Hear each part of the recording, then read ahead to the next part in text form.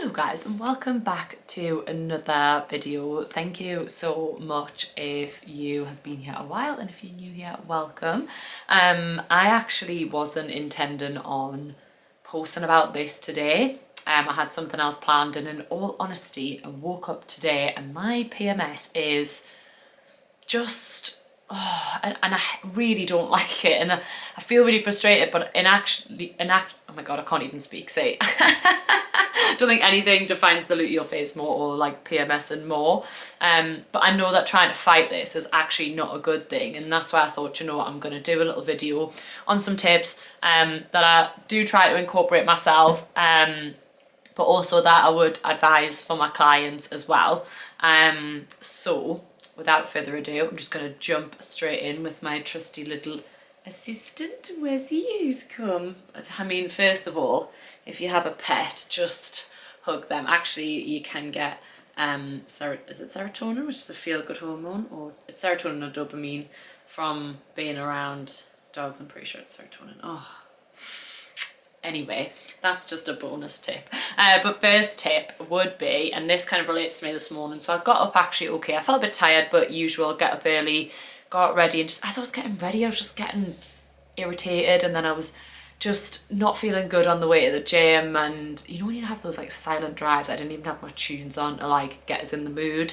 I was like, I just need pure silence. And don't get us wrong, I spoke about this before, I rarely feel motivated, but I was on the floor this morning. So with times like this, I do always say, you know, to follow the plan, not your feelings. I think that's important to an extent. It is also important to listen to your body, and there is times where rest is best, or like something more gentle, like stretching or yoga or even Pilates, or even just going for a walk.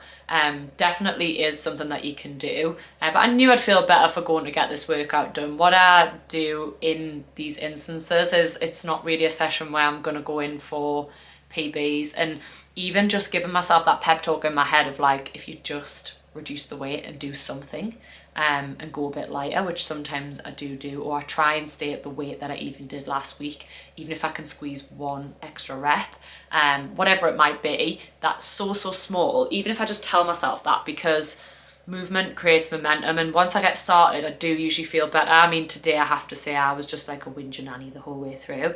Like I was annoying myself, and I was like, I need to stop, because I was training with Aaron, and I was like, this isn't the vibe for him. Like, he understands, and he was really like, you know, helping us, bless him. But and I was talking to one of the lovely girls that goes to my gym as well, and she was just saying the same. It's just like, oh, it's awful when you feel like that, but you do just have to kind of let yourself be and do what feels best. So I had quite a jam-packed day in today with lots to do, and once I got back from the gym this morning, I just prioritized what I had to do. And I do find filming stuff like this is actually more difficult at this time, but I wanted to share this with you guys, like I say, just in real time of how I'm feeling. So first one, you know, think about getting some movement in. It will make you feel good, but it's not really a time where you might feel good enough to push for PBs. Of course, it's about listening to your body, but if you're really not feeling it, just doing either lighter weights, something more gentle, going for a walk, doing some stretching, some kind of movement will always make you feel better. So just modifying and adapting would be my advice with that. And number two, I suppose, is just thinking about what have you got to get done, and like not overloading your brain more than anything in a time like this, and just allowing yourself some downtime so that you can just be in your feelings and do what you need to do. Like I say, I'm getting what I need done today, and I am in a privileged, I can't speak, privileged position that because I am self-employed, I do have a bit more autonomy over my schedule. I do have a lot to do still, but I have been able to rearrange some things so that today I can just switch off. I'm not feeling very sociable at all, and I think that was part of the reason of going to the gym. It's not that it's nothing personal to anyone, I just don't really want to talk to anyone, and I just want to sit and be silent. And that's why I say even like filming stuff like this is quite difficult, but once I get started, it's totally fine. And actually it makes us feel better, because it just it breaks that negative cycle a little bit. So like I say, just doing what feels good, even if it is just kind of sitting, chilling on the sofa, putting Netflix on and just relaxing and you know, cancelling plans, saying no, like, you know, not having guilt for doing so. So that would be another one that I would say to do.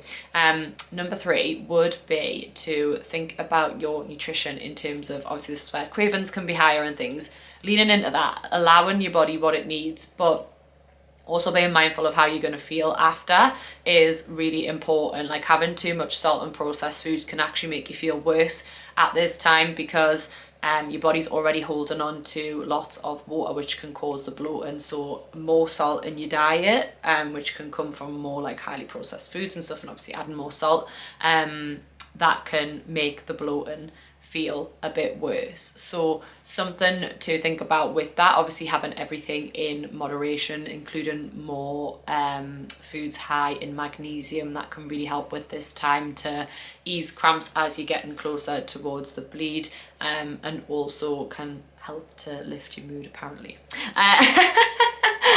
I'd like to see some proof of that. No, I'm kidding. But it can help. So, you know, things like dark chocolate and stuff, and that could be like kind of 2 in 1 of like hitting a craving of some chocolate, but also helping to get some magnesium in there. And also kind of along with that, thinking about your fiber goal. This can help because your digestion slows down at this time. So I suppose the nutrition tips is like 3 in 1. So first one is not having too much salt, including magnesium, and then also adding more fiber into your diet. I mean, again, this is important throughout your cycle, but aiming for at least 30 grams.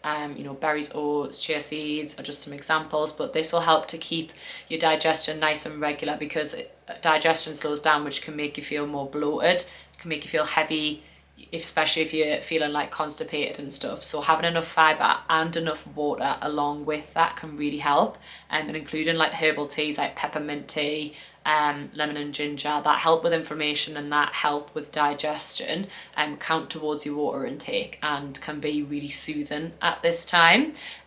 So again, something to remember in any phase, but really can help now.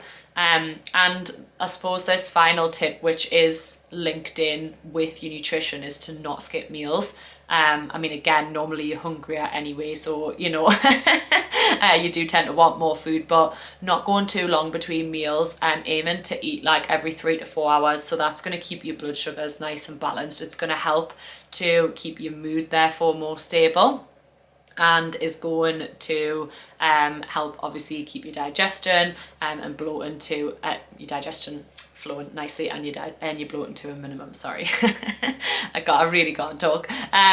So yeah, like that will really help. And thinking about with your main meals, including protein, fiber that we spoke about, and your healthy fats in there, because that is going to stabilize your blood sugars and keep you feeling satiated, so you're fuller for longer. That will help to like manage your cravings as well, but also, as I say, can help with digestion and bloating, so you're not feeling too groggy, and it keeps your mood and your energy nice and balanced, which can feel a bit zapped at this time. So lots to take in there, but they're the best things that I would recommend. And also as well, like regardless of your current goals, to think about maybe increasing your calories if you're feeling a bit more hungry. That can also help with your energy levels, especially from carbohydrates, so that it's going to help with energy. This is really key around this phase to help with that. So to summarize, thinking about still getting some movement in, even if you need to lessen the intensity, because this can help to lessen any bloating and inflammation, but again, always listening to how you feel. Kind of finding ways to de-stress, I suppose, like doing what feels good for you without feeling guilty about saying no to plans or whatever it might be. Or maybe going out, like I say, and seeing your friends might help you to de-stress. So trying to keep stress and the overwhelming frustration feeling to as much of a minimum as possible, doing some things that'll make you feel good. With regards to your nutrition, thinking about eating regularly, not having too much salt, including magnesium, including lots of fiber, and even including foods high in B vitamins. Oh my goodness, I'm not even going to edit this out because like I say, this is just like how I'm feeling right now.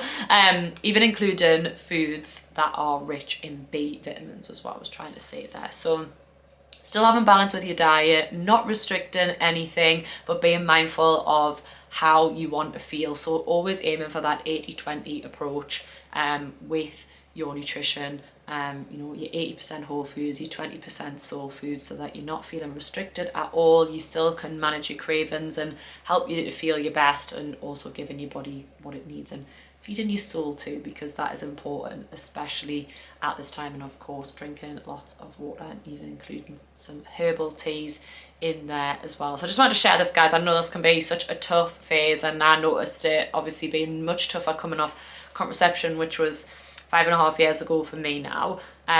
Obviously because the hormones, like, oh my goodness, the synthetic hormones in the pill that I was on would have been, you know, kind of masking this. And people ask about this a lot with contraception, if you'll feel the same, and you can feel similar stuff because the synthetic hormones mimic the body's natural cycle.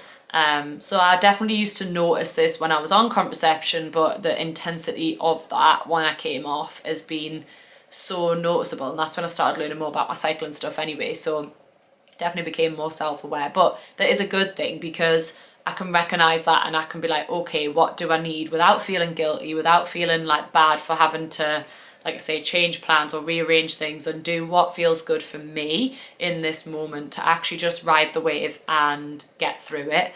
So I always encourage you to do the same. Again, you might not feel any of these things, and you might think, I feel fine to do my workouts, and my workouts have actually been all right so far this week. And even this morning's one was actually okay. I managed to make some really small progressions, but I didn't push and overdo it, kind of thing. I just wanted to get something done, and I definitely felt better for it after. So yeah, like I say, just some tips there that can help with this. I'll not waffle on too much more. Hopefully that made sense. If it didn't, I apologise. But please feel free to drop any questions in the comments below. I'm always happy to help, and can always do some more videos on this kind of stuff, and hopefully make more sense, not do it in my little face. But yes, thank you so much for watching, guys. Please like and subscribe if you have enjoyed this, especially. It helps me to help you more, and I will see you on the next one.